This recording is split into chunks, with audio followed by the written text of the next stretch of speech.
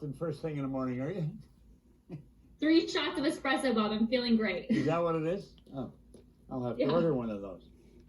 Well, I want to welcome all of you, and this is a good lesson. And I'm all ready for this because I think this is one of the most important subjects anyone can get involved in. And unfortunately, it's something that, although it's pretty well known, a lot of people don't have a goal. You ask them what they really want, and they look at you like a deer in the headlights. I mean, well, you know, we have little goal cards. I think I read it yesterday.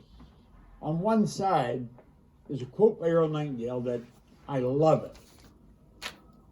Said, this great dream, this surging, dynamic thing, invisible to all of the world, except to the person who holds it, is responsible for every great advance of humankind. You know, it seems almost unbelievable that you can take your pen and sit down and write something on a card that small. Doesn't matter what it is, and it will manifest for you. It will come into your life. Now, when I was first told that, I thought it was a fairy tale. I thought this is, this is Snow White and the dwarfs or something. I mean, this is Jack and the Beanstalk. I just couldn't buy it. Now, I had struggled all my life. I knew nothing about goals. Absolutely nothing. If you had talked about goals, I would have thought of hockey, or possibly soccer, something where goals are scored, but not something that you sit down and work toward. And you say, well, you must have known something about it. I knew nothing about it. And I don't think I'm an exception to the rule. As a matter of fact, I think there's a huge percentage of the population have no idea what a little card like that will do to their mind and then to their life. Now, it's rather sad, but that's the way it is. Okay, now, 60 years I've been playing with this. And here's a few things I've learned. This is something you really want to pay attention to. Respect yourself enough to walk away from anything that no longer serves you, grows you, or makes you happy. You know, there's all kinds of people during jobs, situations. I remember many years ago, shortly after I got out of the Navy, I didn't know what I was going to do. My mother saw an ad in the newspaper for welders, Chicago Vocational Welding School. And the guarantee of $2 an hour when you're finished. Now, this is way back in the 50s. And $2 was quite a bit. So anyway, she said, maybe you could do that. Well, I didn't know. And I said, okay. So off I went to a welding school. And I know a little bit about welding, but I'm going to tell you, I'm not a welder. Anyway, I finished the school. The instructors were only getting $1.25 an hour. How were they going to guarantee us $2? Well, they couldn't guarantee us $2. And I was working for this guy in the West End of Toronto, had to go in public transportation, and he was the meanest person I had ever worked for. Talked terrible to me all the time. And I would hate that job. All the way there, I hated it. And it was in the winter. And there was sometimes I had to weld outside. We had a big yard. And all the way out there, I was afraid I was going to get fired. Now, when I look back at that, if that isn't a form of insanity, I don't know what the hell is. You're doing something you just hate doing. You're being treated terribly, and you're traveling all across the city in the winter, and you're afraid you're going to get fired. See, there's something missing there. Well, I think what's missing there is the fact that you're in control of your life. You're literally in control of your life. And I love this. Steve Jobs said this, and this is so true. He said, for the past 33 years, I have looked in the mirror every morning and asked myself if today were the last day of my life, would I want to do what I'm about to do today? And whenever the answer was no, for too many days in a row, I knew I need to change something. You see, I think we do know inside. Our problem is we're not following that little voice inside. And that's too bad, because we should be following it. And unfortunately, we're not. And we should be thinking of what do we really want. Now, let's make today decision day for you. All right? Make a decision. I want you to totally relax, forget the past, and just deal with right now. Look here for a moment. Here's a little hourglass. The sand in the bottom, there's not much there because you just turned it over. That represents the past. The sand in the top of the glass represents the future. Now, the only thing you're going to do with is what's right here in the center right now.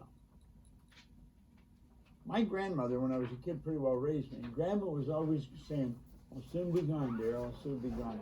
Now, I think maybe, I was a little kid, and she was probably 60, which was really old. I've since changed my perception of that. But anyway, Grandma was always saying, I'll soon be gone. Well, we thought she was never going to go. And we didn't want her to, but she was always saying that. Grandma was with us until she was 94. 94. She had 34 years, and she's saying, I'll soon be gone, I'll soon be gone. Now, there's another young guy, Bob Yates. I chummed around with him. And Bob turned 16, a little ahead of me, so he got his driver's license ahead of me. He was coming in the Kingston Road Highway with a bit of a panel truck and about 18 gallons of red paint in the back of the truck. He hit the abutment of a big concrete bridge. And that was the end of Bob Yates. There was red paint all over that bridge for years. It was a shock to everybody. 16. If you had asked him a half hour before how much sand he had left, he probably would have said a half a century for low. They didn't have a half an hour. Here's Grandma at 60 saying they'll soon be gone. She went till she was 94. Do you want to know the truth? You don't know how much sand you got left. I don't know how much sand I got left. But I do know I'm here right now. Now, what we want to do is ask ourselves, what do I really want? What do I really want? Do you know a lot of people have trouble answering that? They have a difficult time answering it. And that's too bad, You don't have to know how you're going to get it. You don't have to know how you're going to get it. However, you must really know, or you must really want it, see? Like, that is very important. Now come back here. You don't have to know how you're going to get it, but you must really want it. When I sat down in 1973 in the den in my home in Maplewood Lane in Glenview, Illinois, and I wrote down, I'm going to build a company that operates all over the world, I had absolutely no idea how I was going to get it. And I didn't really have any serious doubts. I felt pretty certain I could do it because I had done a number of things up to that point. I had set goals and accomplished them, and I was pretty sure I could do it. Okay? Now, start asking yourself, what do you really want? It's so important. I'm going to ask you what these people have in common. Watch the screen, and you tell me what these people have in common.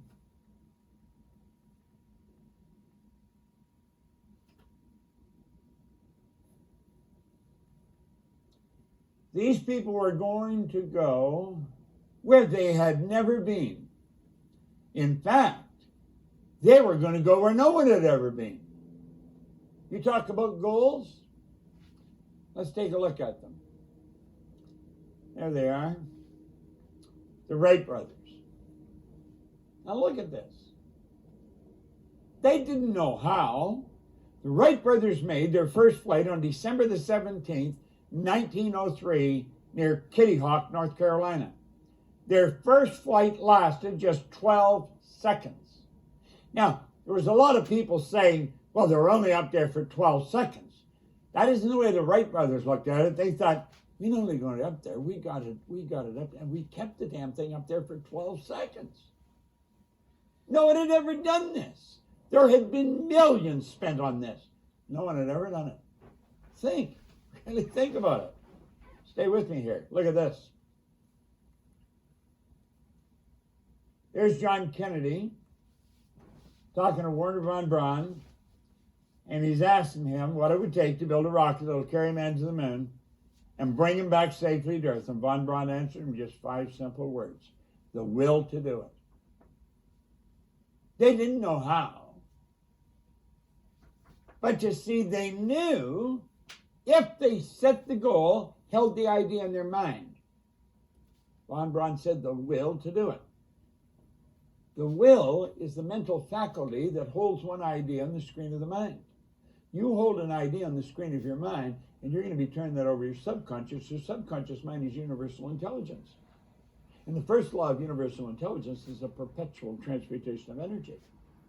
It must move into form. You've got to know where you're going, and you've got to know you're going to get there. Okay, now stay with us here. Really study this. Okay? The laws of this universe are so precise that we don't have any difficulty building a spaceship, sending people to the moon, and we can time the landing with the precision of a fraction of a second. Do we think that we're part of this or we're not part of this? Are we part of another planet? Do these laws apply to us? Well, I think they do. I think I mentioned, I wandered into a room to sit down. Linda was watching television. I was going to watch it. I very rarely watch television. I just sat down. I wasn't there for 10 minutes. And I thought, I'm not going to watch this. And I got my phone rang as I was getting up. And it was Mikey. This is about a month ago. Mikey phoned me and she said, Bob, we have just gone into every country in the world. Now, I'm sitting here in a studio that we built. This is literally a television station. I can broadcast anywhere in the world from here. This place is so cutting edge, I'm telling you. Scott Edwards is running this studio, moving the cameras, doing everything that has to be done. He can do the editing, do the cutting, send it on out. Yet he's in Manchester, England, and I'm sitting in Toronto. This is all because we went to the moon. There were so many lessons learned by doing this. What are you going to do? Look, think. The very same laws will work in harmony with you if you work in harmony with them. To move whatever is required for you to manifest into physical form, whatever goal you desire. You see, we're working with absolute laws, and marvelous things will happen. Now stay with me. Look here. Just take a real good look at this. See that circle? That's the top of the world right there. That's sitting right at the top of the world. See these two guys? They stood there. That's Edmund Hillary and Tenzing Norgay. They went there in 1951 and failed. He's a beekeeper from Auckland, New Zealand. He was a beekeeper. He's going to do something that had never been done before. Do you know there's people embedded in ice at the top of that mountain that are never coming down? They were going to go to they wanted to climb the Mount Everest, and they didn't make it. They died up there. They ran out of oxygen, and it's all over. Hillary went there in 1951. He failed, and he went home. The people thought he was right out of his mind when he went back in 1952. They said, "You're going to kill yourself doing this. You've got to stop it." And you know something? He failed again. But in 1953, Edmund Hillary and Tenzing Norgay stood right on the top of that mountain. There they are. And look at this. They planted their flag right on the top of the mountain. Pretty amazing. They did not know how, but it was at 11:30 a.m. on May the 29th, 1953. Edmund Hillary and Tenzing Norgay had reached the highest point on earth. Hillary said, "To my great delight, I realized we were on top of Mount Everest, and the whole world was spread out below us." That's because they decided to do it.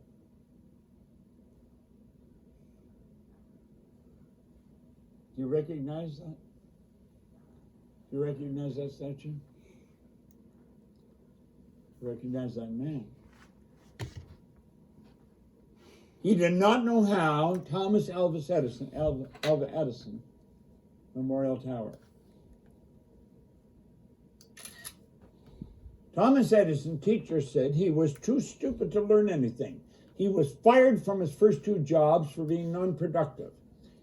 As an inventor, Edison made 1,000 unsuccessful attempts at inventing the light bulb. When a reporter asked, how did it feel failing 1,000 times? Edison said, I didn't fail 1,000 times. The light bulb was an invention with 1,000 steps. These are goals. Your paradigm. It's a mental program that has almost exclusive control over our habitual behavior. And almost all of our behavior is habitual. Now really start to think about this. This is so important. You've got to make a decision to change. If you're going to change, really go after something big. You know, when Ray Stanford gave me this book, then he sat down and he started to ask me what I wanted. I wrote on the card in my pocket. I've carried a card in my pocket ever since. Got a couple of them here. Same card, same thing on them. And I've got a goal written here. And I'll reach this goal just as sure as it's going to get dark out tonight. That's how we're here now, by goals. Well, I put on it I was going to have $25,000 by New Year's Day of 1970. I gave myself almost a decade. This was 1961. I did not believe it would happen. I did not believe it would happen. But you know, it happened so fast. It happened so fast I had a hard time believing it. I started cleaning one office. $15 a time. I cleaned it twice a month, $30. And I do remember when I started to, it was one massive big office. I had to wash the floor. I thought anybody could wash the floor. I had water everywhere. I did not know how to wash the floor. Well, I probably knew how to clean the kitchen floor. But this was thousands of square feet. I did not know how to do it. And I had water everywhere. When I left there, I sat down. I was very, very down. And I figured I was making just a few cents an hour. But I kept going. I kept going. And then I got another office for $65 a month. And I worked the system. I went in there every night, 5 nights a week. When I got inside the door, I started working. And I worked my way around that office. And when I got around twice, I had finished. And I would leave. I started to do it real fast. I worked out systems for cleaning an office. And I got it real fast. I was real fast at it. So I was deciding how much I'd earn. We charged so much to do the job. And then if I did it real fast, I'd earn more money. I got real fast at it. You're going to make decisions. You're going to change something. See?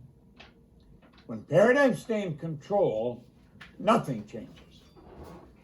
We've really got to understand this. Goals are so vitally important.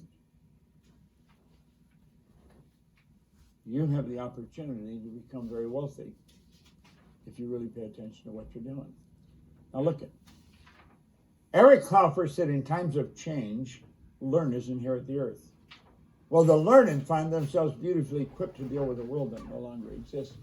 I worked with him in 1969, and when he said that, I heard it and I burnt it into my mind. In times of change. See, in 1969, 1970, the world was changing very, very fast. We thought it was going at a snail's pace relative to what we're doing now. But he said the learners will inherit the earth. I took that to be a metaphor for we'd be happy, healthy, and wealthy. The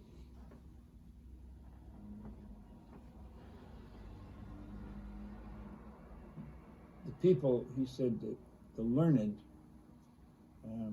find themselves beautifully equipped to deal with a world that no longer exists. See, the people that are learned, we have the idea, somewhere originated an idea, when you finish school, you're a learned person. The truth is, there's no such thing as a learned person. You're either learning or you're not. It's not something you fill out and put a cap on. He said something else that was rather interesting. He said to learn, we need a certain degree of confidence, not too much and not too little. If you have too little, you'll think you can't learn. If you have too much, you'll think you don't have to learn.